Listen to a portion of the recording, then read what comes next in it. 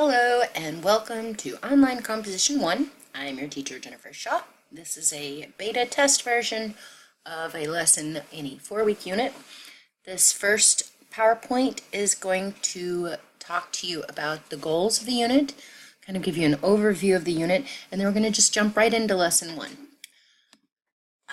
The content of the unit is going to refresh your basic writing skills. I know everyone knows how to write, but we forget little things, so we're going to go back over modes of discourse, composition structure, that sort of thing. Secondly, we're going to be dealing with Aristotle's modes of persuasion. That's pathos, ethos, and logos. We're going to discuss those and what they mean. We're going to talk about audience accommodation, and we're going to do a basic introduction to visual rhetoric, talking about design principles, contrast, repetition, proximity, alignment, those sorts of things. The goals for this unit is to familiarize, or better said, refamiliarize the student with the process of writing.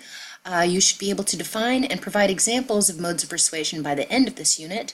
You will have an introduction to visual rhetoric, again talking about the CARP principles, basic design principles.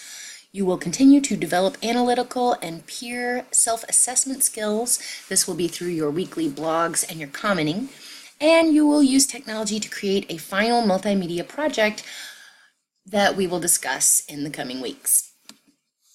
Week 1. This is the lesson 1 section. We've already done the unit introduction and overview. So let's just jump right in. Writing as a process. Now there's a video. Hopefully you watched the video before.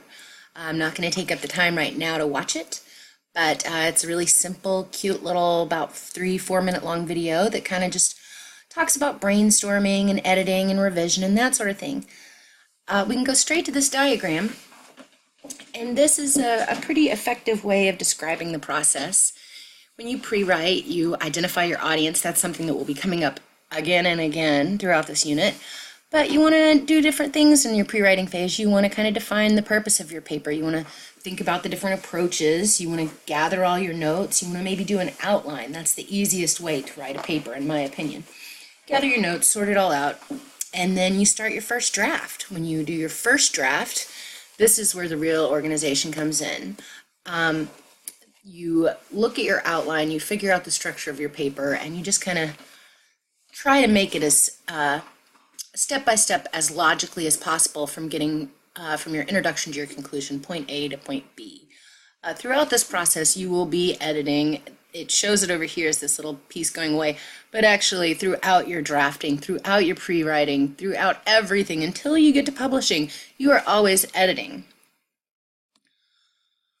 Some common modes of discourse are expository, descriptive, narrative, and argumentative or persuasive, depending on which you'd prefer to use. I prefer saying argumentative because it runs into my nice little EDNA abbreviation. But expository writing is informative writing. This requires a lot of research. You present your argument rationally. You can use comparison and contrast. You can define concepts. You can give examples, etc., etc. This is more of your technical, collegiate, academic type paper. A descriptive paper is more of a creative writing type approach. It's a type of expository, but it focuses on your senses to actually paint the picture for the audience. This is when you describe something in very minute detail, like having lunch with your sister or something, and you just really get into how the napkins were laid out, what the place smelled like. It's just kind of you're capturing a moment. A narrative is typically a personal story that the author tells of sequential events. It needs to be, a whole day. It could be fact or fiction. It could be more than a day. It could be a week. It could be a year. But usually it runs in a sequential order. It doesn't bounce back and forth. And usually it's written with some sort of lesson in mind. Argumentative or persuasive?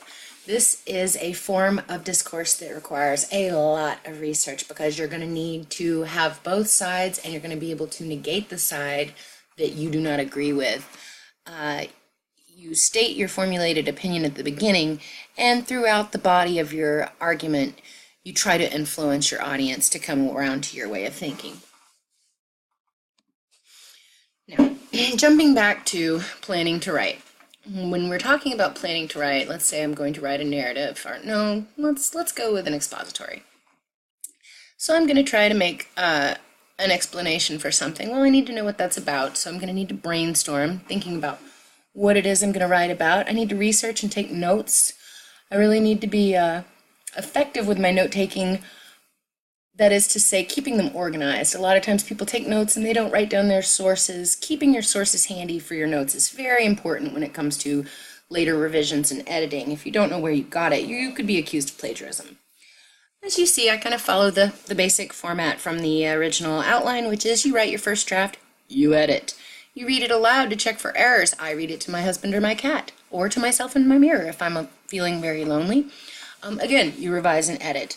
You submit this final revised draft in for peer review. I say final draft, it's not a final draft. It should be as close to a final draft as you can when you send it into peer review so you can get the most effective comments from your peers.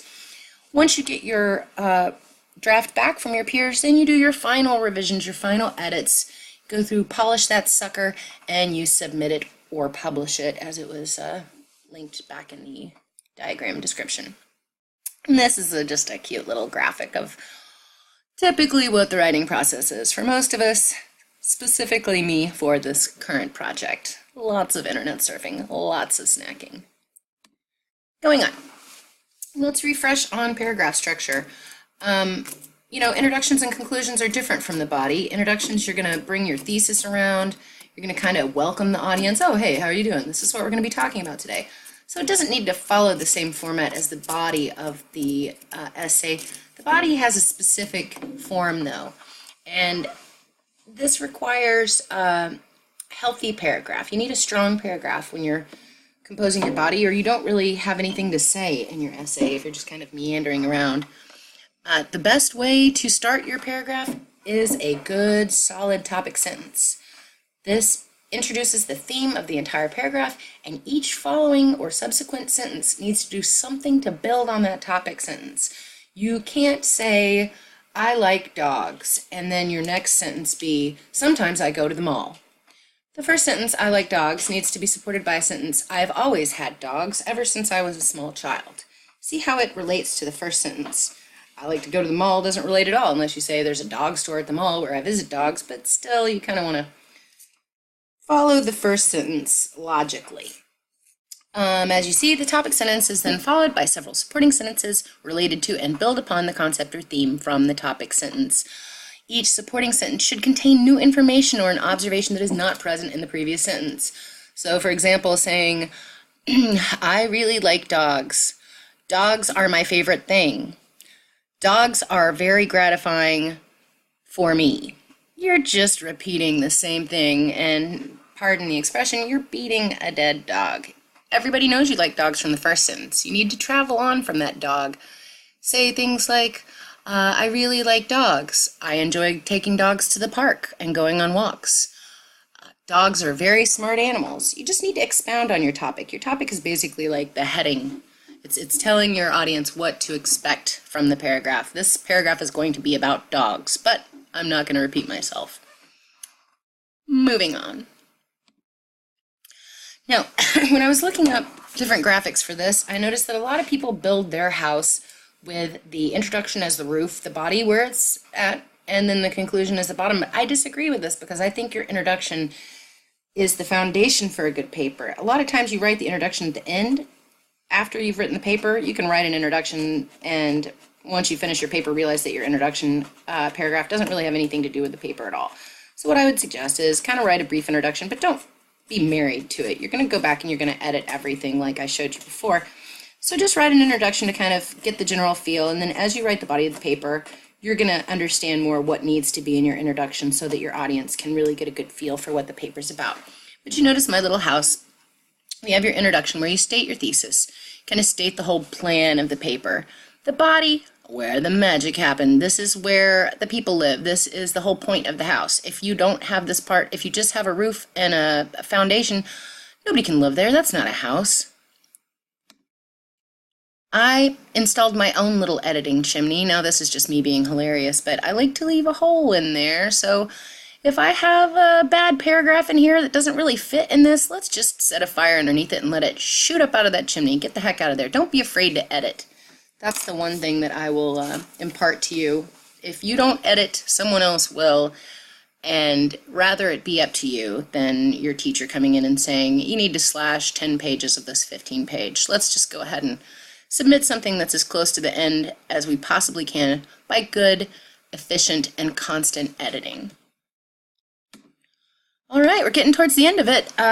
Important vocabulary and concepts to remember from this week. We have topic sentence, supporting sentence, introduction, body, conclusion, brainstorming, drafting, revision and editing, peer review, expository essay, narrative essay, descriptive essay, and argumentative or persuasive essay. You should be able to define all of these terms or concepts by the end of this week. If you have any questions, please feel free to contact me. I am always available. Your assignments for this week are listed on the page, but here they are again. You've got a couple readings. We've already watched this video. Hopefully you've already watched the other video.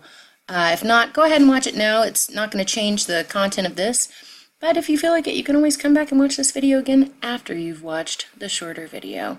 Don't forget to turn in your blog entry by Wednesday at midnight so that your classmates have a chance to comment on it by Friday at midnight. You also need to comment on at least 4 of your classmates' posts regarding the blog entry, My Favorite Quote. Thank you and have a good week.